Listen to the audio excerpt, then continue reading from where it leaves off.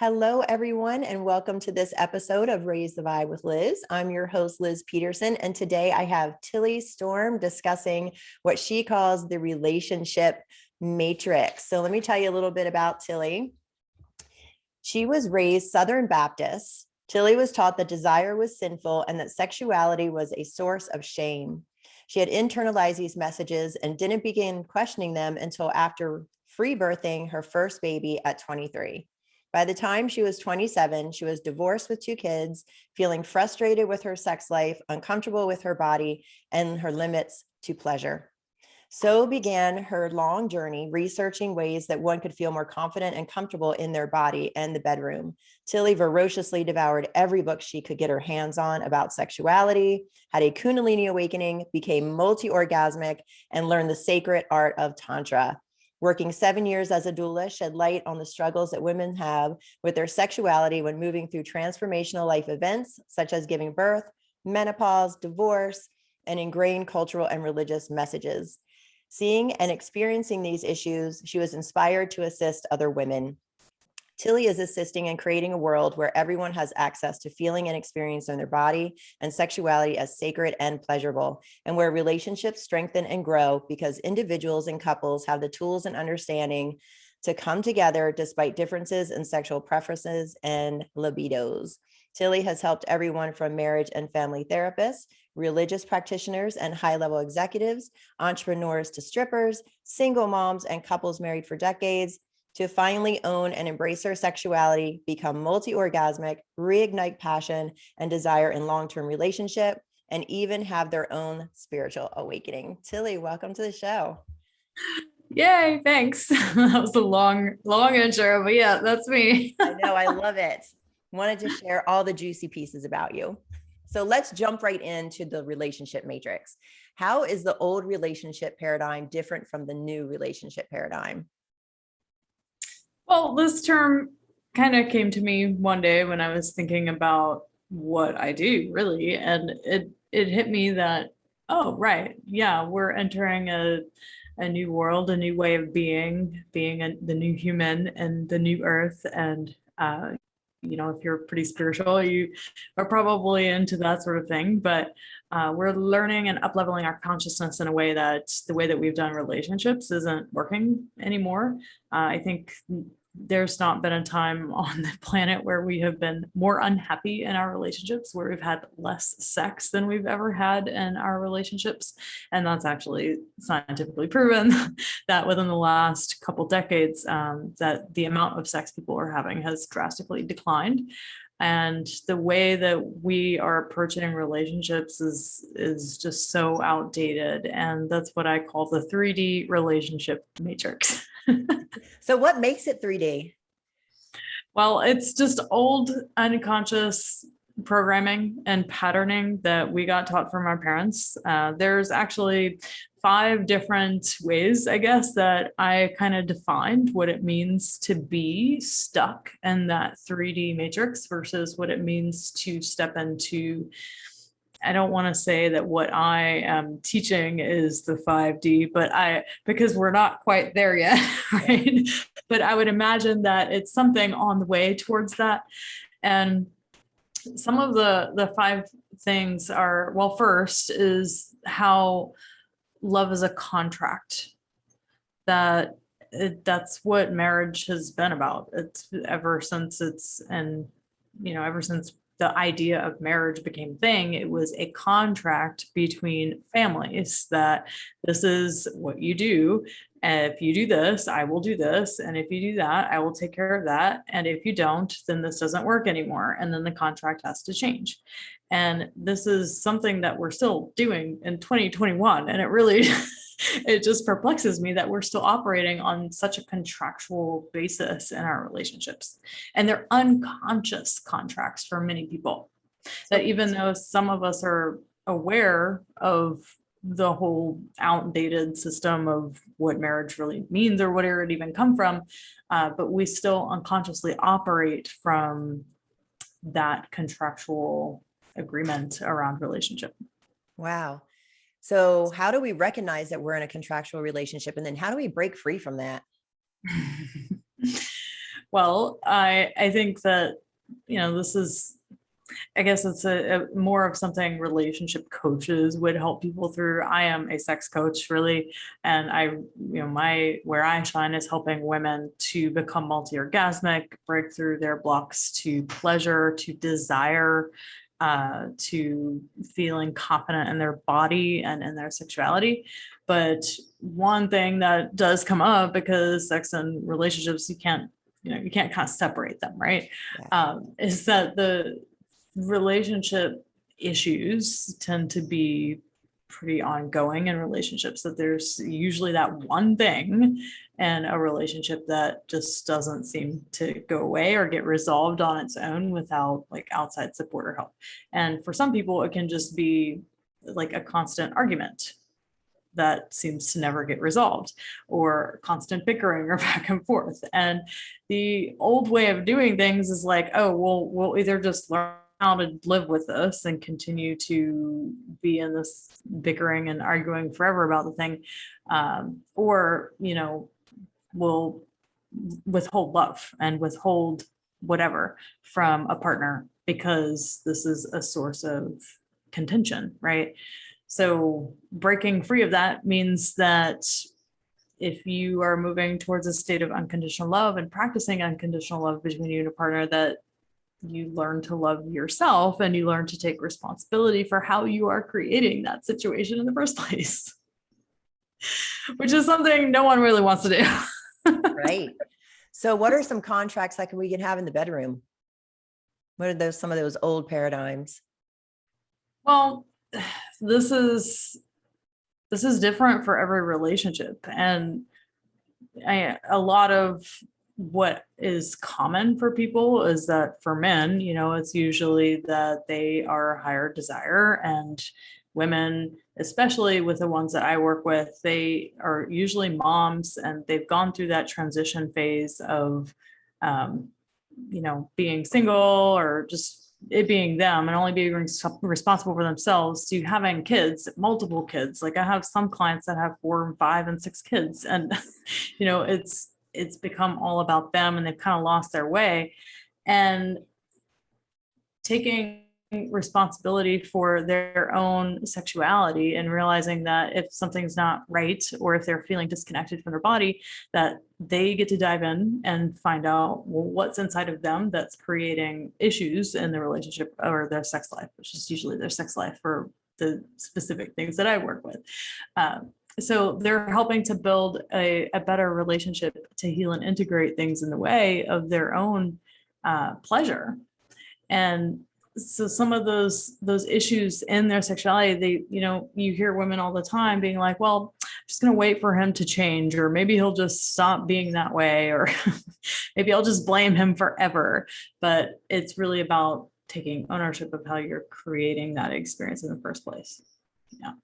Oh, wow. Yeah. How can we go within and explore intimacy kind of within ourselves to discover the root cause of our dissatisfaction when we have stuff like that coming up? Yeah. Well, there's a couple of pieces that are always in the way of pleasure blocks, and you can kind of sum them up in 1, negative conditioning around our sexuality, and 2, sexual trauma or birth trauma.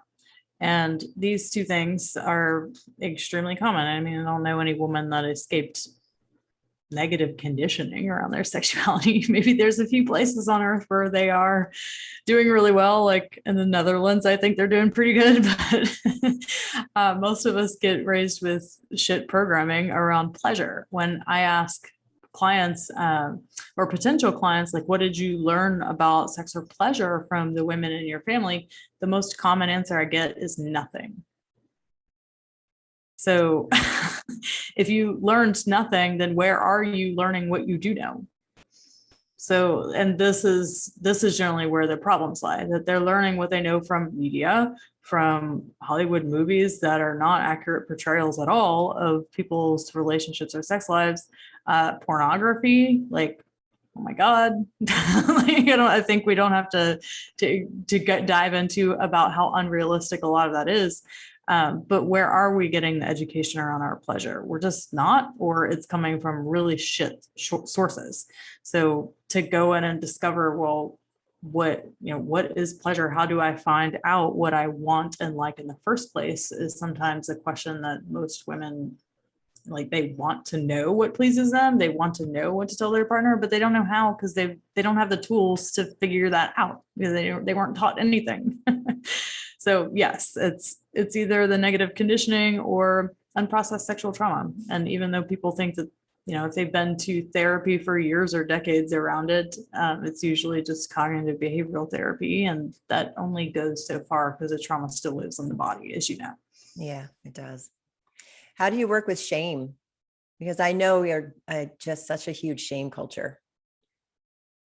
Yeah. So shame is one of those icky emotions that most people experience around their sexuality. Shame for their desires or fantasies, shame for being too sexual or not sexual enough. Oh, like, you could attach shame to anything.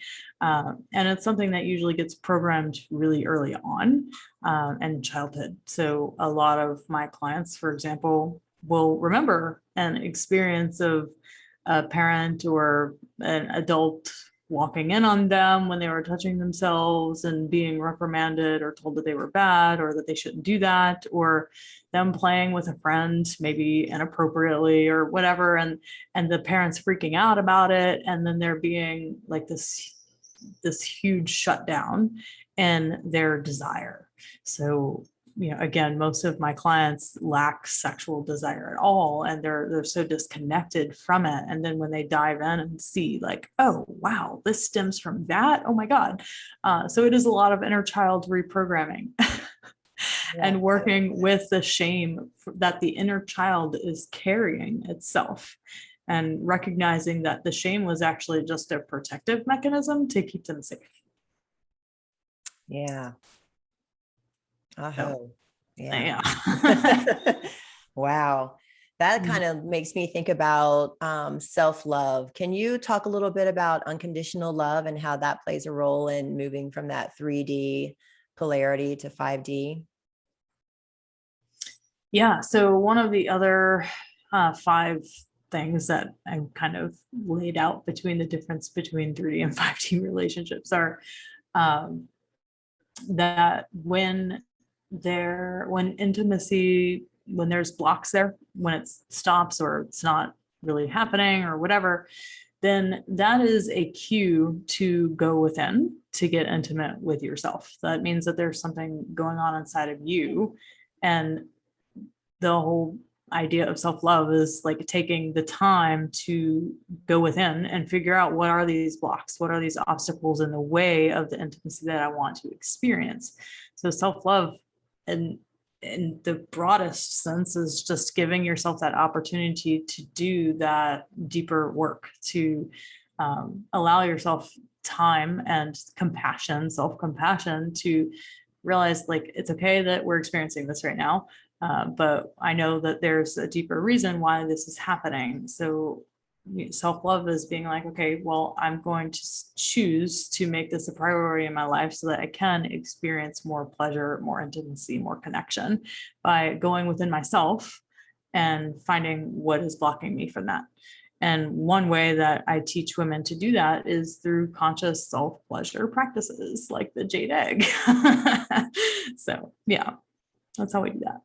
Nice. I highly recommend that practice, by the way. It can really take you to deep places and really remove trauma that's stuck in your yoni, for sure. Yeah. Yeah. What are some other tools you can give our listeners to be able to kind of walk themselves through maybe some of these stuck blocks? Well, one of the things that I teach in my group program is the nervous system stress cycle release techniques. It's funny, I've had clients that have told me after their first week in the program, they're like, wait, I thought I needed more things. I thought I needed to learn something else or something new. And what I really needed after doing these practices was just to release all of the crap that I have been keeping down for so long, that I haven't processed or that I haven't allowed myself to feel. I get women who experience a lot of numbness, so disconnection from their body, and it presents as their vagina being numb because they just can't feel anything. And I was actually just having a session with a client today who was saying the exact same thing. And that numbness happens because the body creates a protective mechanism, such as an emotion of overwhelm. For example, with this woman, she experienced overwhelm after having her fourth kid, and the feeling of, and like right when Corona started, right? So just this crazy, chaotic feeling out of control, and her body, and like that overwhelm almost being like a protective mechanism to feel that she had some sort of control in her life. But it also shut herself down, her ability to feel anything. So one of the ways that we teach to restore that feeling of pleasure inside is to allow yourself that time to release the nervous system winding that has been going on ever since the birth of a child, right? So to release it through cathartic processes, which I'm sure you're familiar with and probably heard of too. So yeah. For our listeners who don't know what cathartic processes are, can you explain? Yeah. So cathartic processes are what I teach is I give them like a 5 or 6 minute audio guided practice. It's basically that drops them into their body to connect with, okay, what is going on in my body? So you have to start with the sensation. Okay. You can't just like go into kicking. You can't go into pillow punching. Sometimes you can just bring some shake and some movement into the body and then it will come. Otherwise it just feels forced. So if you really connect with sensation in your body of what is in the way of my pleasure today, like what's in the way of joy, of me experiencing joy in this moment, that's what I lead them into. So I have them just connect with their body and feeling inside what emotion or sensation do I feel that's keeping me from pleasure and joy. And then I invite them to release that if it feels natural. Not all the time it will, but to release it through a cathartic process, which is pillow punching, hand screaming, kicking with no, throwing a fucking tantrum, going wild, like, and grieving. Yes. And tends to be a really popular one for people. Mm-hmm. Yeah. It's great for getting out any sadness or grief, as you said, or anger. Oh, many emotions. And we have many of those stuck emotions in our bodies from, early childhood trauma and beyond. Yeah, it's really good work. That's cool. How about conflict? Is it a sign we're not supposed to be together, or is there some way we can use conflict to better our relationship? Yes, conflict is most of the time it means, people make it mean that if we've had this constant source of conflict, maybe we're not meant to be together. But relationship conflicts actually happen to bring up parts and pieces of you that are ready to be healed and integrated. So it means that you do have to go within and to not blame your partner or wait for them to change. But yeah, the conflicts are something that you're creating. Yeah. How do we use that to, step in divine union? Yeah. So often when you allow yourself time to do that work, that deeper work, you've created so much vulnerability and intimacy within yourself by just getting to know those parts and pieces of you that are playing out in the first place, that when you start to share the source of your behavior with your partner, it often brings a deeper sense of intimacy and connection with your partner, because you're sharing parts and pieces of you that you're just now discovering with a partner. And that can lead you to more intimacy, right? It leads to your connection with that person.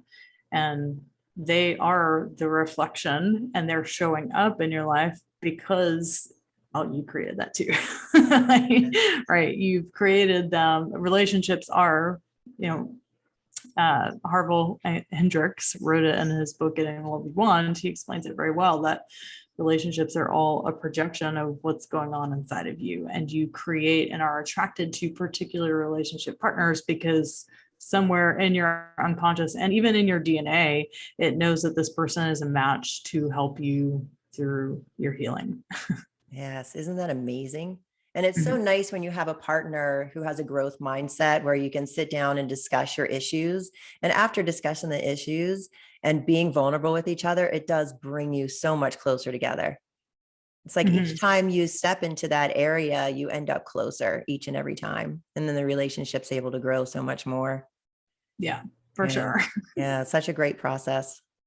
Yeah. Gosh, let's talk a little bit more about that personal growth piece. How do you help your clients really step into their personal growth?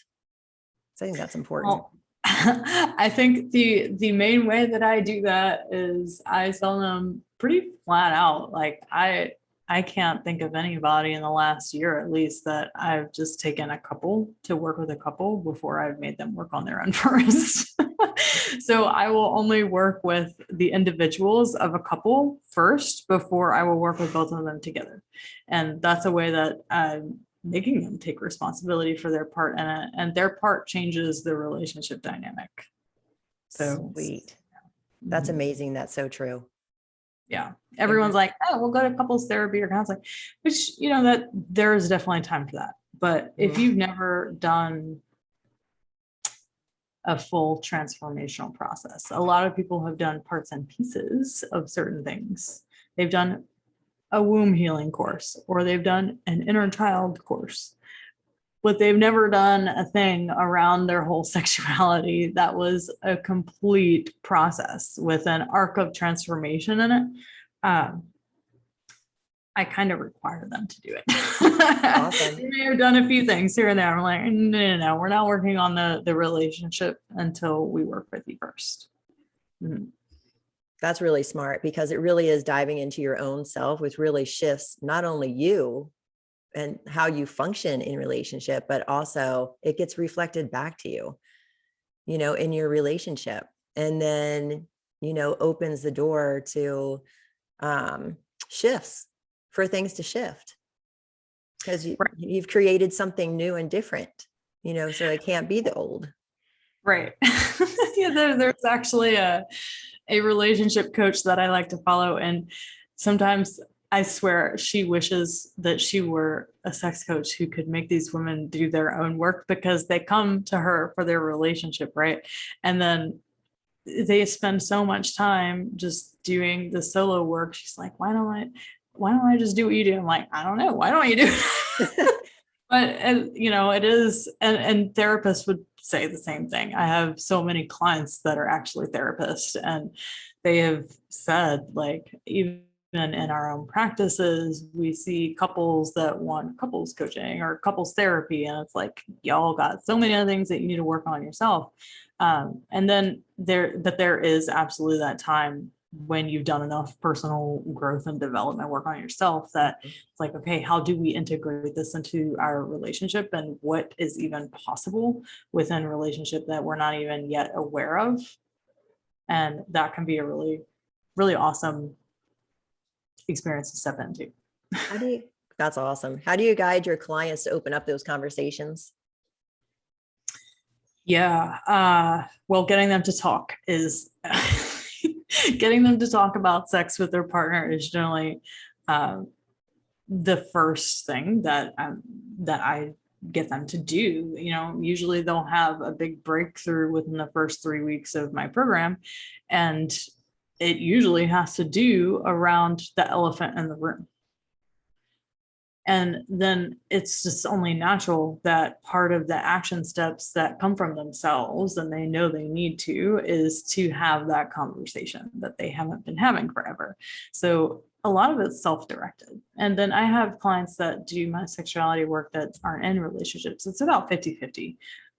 So the ones that are, like I had a client that had a huge breakthrough conversation with her partner for feeling that she was carrying the burden of his porn addiction issues from the past, and feeling that she was responsible for making sure he didn't go down that rabbit hole again, and how much of a burden that was, and how it actually kept her from feeling desire. And when she finally had that conversation, it was like, oh, right, I don't have to carry this burden for you. This is yours. And I don't have to feel this obligation to be the one to constantly, serve you in pleasure, because I'm worried that you're going to go into an addictive pattern again. And having that conversation is like, I would never want you to feel that you had to carry that burden. And they had this huge breakthrough around something she'd been carrying for 9 years and hadn't said anything about. Wow. Yeah. That's huge. Do you have any other breakthrough stories you might want to share around communication and intimacy? Yeah. I mean, there's so many. So I had another couple who, so a lot of times part of our coaching is helping the clients understand that people have different erotic blueprints and erotic languages. So this is Jaya's work that I've learned from. And, it is very important that just like love languages, people understand that people are wired differently sexually. And some of the big breakthroughs that happen is once they start to understand their own erotic wiring and their partner's erotic wiring, and how they're different. That doesn't mean that either of them are wrong. It just means that they're different and that they have to learn how to expand their own blueprint to learn how to receive turn on and pleasure from something that they're not used to or that they're not originally wired for. So that is a beautiful thing, because then it allows you to grow and expand your capacity. And when people say, I want to spice things up, or I want something a little different, then this is like an invitation to, okay, you and your partner speak different languages. Okay, great. Learn how to speak each other's language. Yeah. So it's kind of like an assignment. Okay, well, yes, this is how you're wired, but what would it be like if you could step into understanding and opening up to what turns your partner on or how they receive pleasure? And can you learn to receive pleasure in that way too? And can you learn to give pleasure in that way too? So I had clients that were a couple who were very much not understanding this concept. They were together 19 years when I worked with them. And he was very kinky wired and she was very sensual and energetic wired. And sometimes these matches can be like, you're speaking French and someone's speaking Russian and they are nothing alike, right? And they don't understand each other. So there might be a lot of judgment around your partner's desire. Like, if you have a kinkily wired partner, there might be a lot of judgment, like, oh, I would never do that. Or, that's crazy. You would want to do that or whatever. And having them understand each other's sexual wiring and how they are different helps them to come to learn how to speak to each other, and her mainly being the one who would always shut him down and what he wanted. She started doing a lot of things she never thought she would do. Let's just put it that. Good for her. Right. Yeah, that's awesome. That's good to open those doors. What about those couples out there whose intimacy has slowed or become non-existent? Yeah. So I do have a lot of clients that aren't having sex like regularly, or they're in sexless marriages. I think the scientific term for a sexless marriage means you're having sex like less than 10 times a year. So not that it's completely sexless, but it's definitely a lack of. So we do have a lot of clients that come in and they're not having sex in any way. And I can think of one particular client that had this, and who helping them to really understand that there's different phases of sexuality too. She was very much in a healing phase. And this is something I always preach and talk about, is like, healing is a phase. It is not something you need to be perpetually and forever. Like, there's definitely parts of our sexuality that need to be healed and integrated. But I have met far too many women who are stuck there, and they have been there for 5, 10, 15, 20 years. And it's like, okay, it's time to get the fuck over this and learn how to have some fun. Okay. So, she was definitely in a healing phase, and her partner were not sexual for like at all for over a year when she came to me, and helping her to give her the actual tools to heal her sexuality and to go through the heartbreaks. So she had a lot of unprocessed heart trauma. Actually, it wasn't sexual, it was just heart trauma. And helping her to heal that on her own helped her to open up to the love that was actually available from her husband that she just wasn't able to receive because she had so many walls built up over her heart that was actually keeping them from having sex. It had nothing to do with anything else. Wow, that's awesome. How do we break repeating patterns with our partners? Breaking repeating patterns. Well, can you give me an example? Like what kind of patterns? Good question. Gosh, nothing's really coming to mind right now. Do you have any ideas? What could be a repeating pattern? Well, I'm thinking of a gal that I worked with almost 2 years ago now. And she came to me, she's like, the formula isn't working. Like, it's just not working. She had 4 kids and they had been together since they were 15 years old. She's like 30, awesome. 34 at the time, something like that. And they had gotten into a huge routine around their sexuality. So it always started and ended the same. And she was actually fine with it because it worked. And so was he, because I think they were both sexual blueprint people. So it was just like, okay, just do the thing, have the orgasm. I don't really care how it happens. This is a very sexual blueprint, erotic blueprint type of person. They're like that. It doesn't, the variety, it's just like whatever. Okay. As long as it just happens, it happens pretty frequently and there's an orgasm at the end, they're generally good. So this is like the typical man, right? Most people would say that that's all men care about is their frequency and whether or not it happens. But it's not necessarily true. A lot of women are like that too. I'm like that. So her and her husband, I believe, were both like that. And they had found that particular thing that made it work. And she had never learned how to have an orgasm by herself. So that was her goal, was to be able to have an orgasm on her own without her husband.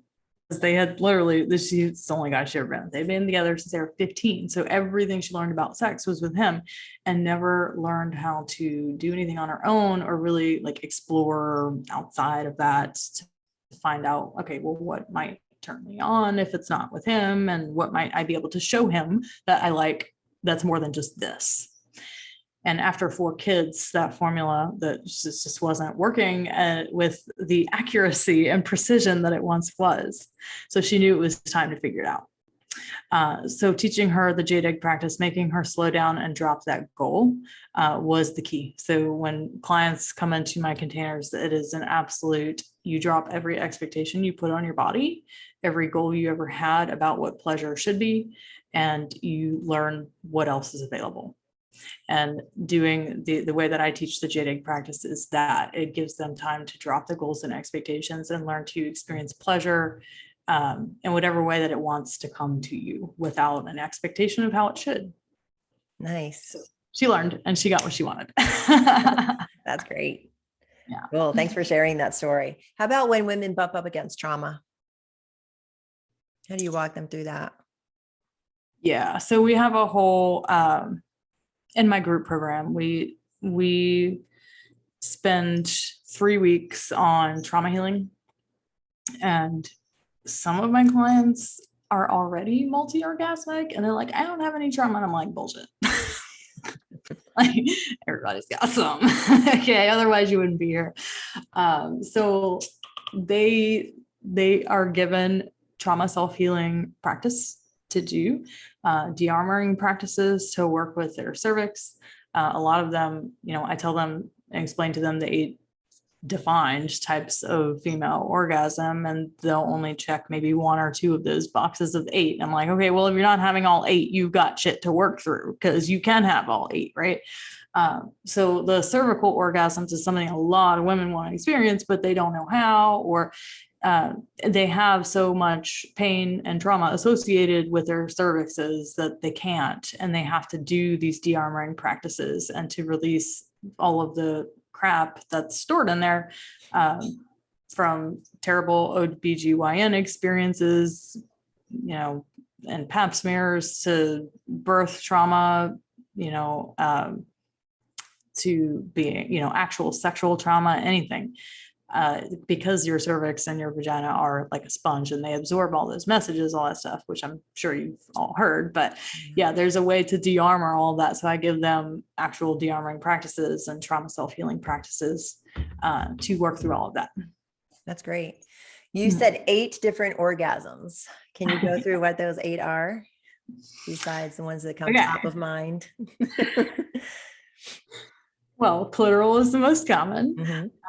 And then there's G-spot, there's A-spot, which the G-spot orgasms, the A-spot orgasms, these are what people call vaginal orgasms. Or if people say, I want to have an orgasm through penetration, they generally mean they want to learn how to have G-spot or A-spot orgasms, because these are innervated by or the clitoral network reaches to these areas.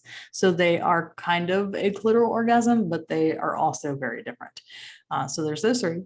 And then there's cervical, there's heart and breast, there's throat, there's full body and energy, and then there's anal. Let's talk about throat and full body and energy.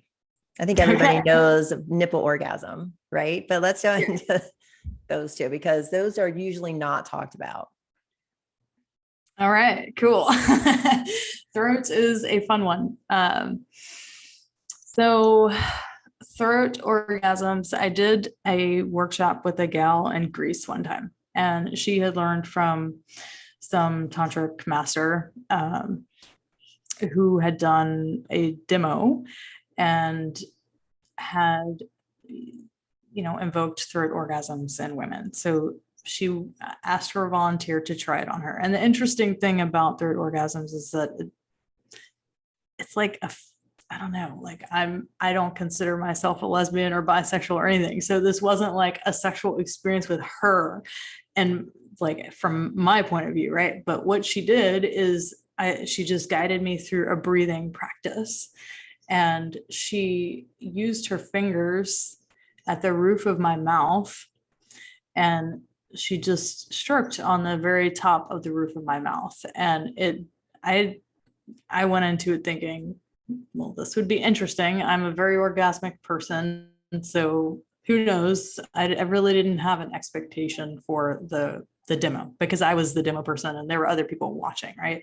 And I just went into it like, whatever, we'll see what happens. And well, it definitely happened. And there is ejaculate that does come from the brain, that I felt my entire being just completely obliterate. And it was an extremely spiritual experience. Like I can't even sit here and try to explain what happened, but it was like being on another planet, or, it was like a cosmic fuck. It's like you're being cosmically fucked. And that's amazing. The ejaculate I could feel coming from my brain down into my throat. And she had a bowl on the side of the demo table where we were doing it. And I just remember like coughing it all up, and just like all of this fluid coming down my face, and like having to put it all in there. But this is not like, you don't have to do it. You can have throat orgasms just from sucking cock and deep throating. And you don't have to have like someone's fingers in there. Although I found that the fingers actually helped, and that they were more pinpointed towards the experience itself. Whereas when there's a cock in there, it's just kind of all up in there, right? So, but you can have a throat orgasm from just the cock. And this happens scientifically because the vagus nerve. So it's the same with the cervical orgasms, is that vagus nerve originates right at the ears, at the top of the mouth, down here, the throat, into the chest. And then there's a little bit of a network that goes through the side of the body, and then it ends at the cervix. So when you're stimulating the cervix, and this is why midwives, when you're having a baby, always tell you open mouth, open cervix, right? Open your jaw, open your mouth, and your cervix will open. And this is why, because when this is relaxed, that's relaxed. So both of these are connected through vagus nerve. That's amazing. I love the vagus nerve. And it's so true that fifth chakra, your mouth, your throat is very much connected to your womb, your lower belly, your vagina. It's amazing. Even from early fetal development, which is just fascinates me.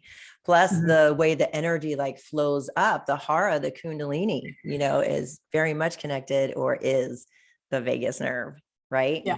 And that practice that you were describing reminds me of a Tao practice where, you're meditating, you're bringing up energy and rubbing your tongue up against the roof of your mouth. And when you get that energy going up, you very much can feel it start to drip down the back of your throat. Yeah. And even in the microcosmic orbit practice, that's what we teach is, for some people, it helps facilitate the movement of sexual energy, kundalini energy. Some people, it distracts. So you just kind of have to play with it and see. I don't personally find that it does help me move my sexual energy, but maybe for some people, I do know that for some people it does. But with that throat orgasmic experience, it was different than just the moving of sexual energy. Yeah, it sounds like it. It sounds like a wow experience. Yeah. Interesting. And how about the energetic orgasm? Yeah, energy orgasms. Ooh, yeah, I'm a pro at that. Energy orgasms, if you're energetically wired, erotically wired. So one of the 5 erotic blueprints is an energetic. That is my second blueprint. And that you're very sensitive to energy. You're probably really empathic, and you can feel other people's feelings. But sexually, you're an energetic when you really love anticipation, when you love knowing that it can happen, that it might happen, and it's exciting and fun. But energetics are also really inclined to want to learn tantra because they get turned on from this feeling of connection with their partner that's beyond just, regular old everyday sex. Yes. So energy orgasms, I first learned how to do it on my own, just from breath work. And I didn't even know that that's what was happening, but I would go into hour-long breathwork sessions and be like, well, that was really fun. That was really pleasurable. And, I would go into it with this sense of, I need to heal this, or like my intention is to work through whatever. And then it would just end up being some ecstatic freaking energy orgasmic experience. It's like, well, I guess I didn't need to work on that. But it was just learning how to consciously move breath. And I remember when I finally broke through like the solar plexus blockage, which most women, when they're learning how to have energy orgasm, they block all of their energy at their belly.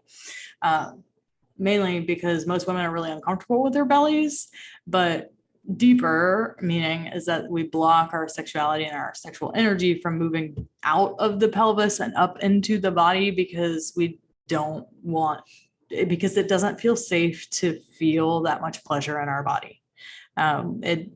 Maybe you did at one point when you were a baby, but that conditioning and all of the crap that happens growing up, all that, we kind of shove it down to and localize it to just our genitals. So we only feel pleasure down there. But when you break through the blocks in the belly, I was saying I was in a breathwork session in Mexico one time, and I remember distinctly having that feeling of breathing through the block that I could feel in my solar plexus and it being absolutely orgasmic. I was like breathing through this block and it just being such a beautiful release because I could finally feel the energy flow through my whole body and then all of the kundalini channels opening. So yeah. Mhm. Sweet. Is there a breathing exercise you can share with our listeners that could help them with this process? Well, in a lot of the the guided practices that I teach, we use the holotropic breathwork breathing practice. And I'll tell you what it is in a second, but the reason that we use it is because it does help you to connect with felt sensation. And all of the work in my programs are to connect you to felt sense. Because when you're numb, when you don't experience a lot of pleasure in life, when you feel joyless, this is because you're not connected to sensations in your body. And the only way to get to pleasure sensations is to like connect with what you're currently feeling inside. So this breath in particular helps you to connect to sensation. And it is an in through the mouth, in through the mouth, out through the mouth, or in through the nose, out through the mouth. It can be either, but there's no pause between the inhale and exhale, no pause between the exhale and the inhale. So it's I know Christabel Zamore, A Breath of Bliss, also leads a lot of practices in that same way. So there's different schools of breath work, but the two that I've learned and taught are Christabel's and then holotropic breath work. Awesome. Yeah. Great. Is there anything else that you would like to share with our listeners that would benefit them in their healing process around make the relationship matrix? Well, I think in order for you to step into the wherever it is we're going, the 5D, the new earth, whatever you want to call it, that it requires you do your own work first. You can't escape it. You just can't. So do your work, quit waiting for your partner to change, quit blaming it on your partner, take responsibility as the creator of your life that you are, and you'll be in a much better position to have a happier relationship and a more pleasurable sex life.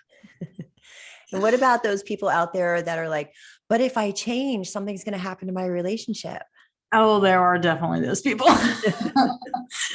Yeah, I've heard that several times. And if that's where you're at, then it's probably too late. I mean, I was in a relationship like that, but I wasn't afraid to change. My desire to change and to grow and evolve was way more than my desire to stay with him. And I wasn't going to let him stop me in that, right? So sometimes when you're young or unconscious, you'll attract a partner like I did when I was 18, my kid's dad.